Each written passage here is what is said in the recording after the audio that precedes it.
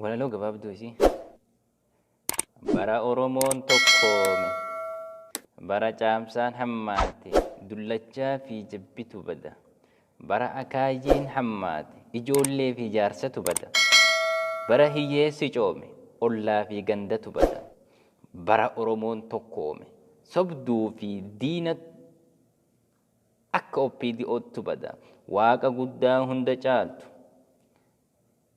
waan hundaa inni ilaaltu nagahaan baanee nagahaan gallaa nurraa qabi hamaa fi jallaa.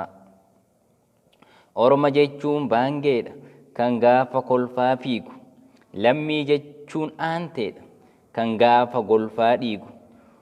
Otoo farsoon hin jirre boqqoolloon hin faca'u, otoo rakkoon hin jirre Oromoon tokko hin ta'u. Otoo rakkoon hin jirre Oromoon tokko hin ta'u. Gumbii kee guutuu jiru maaliif lafa danqarta? Lammii kee guutuu jiru maaliif nama gabbarta? Nu waraana seetanii falaxaa hin darbatina, nu gargar seetanii alagaa hin abadatina. Kan barreesse Lataa Qana'ii Aagaa, kan dubbise ana Muhammad Umarii. Hundi keessanuuf sheer godhaa. Biltsiginnaa biraan ga'a.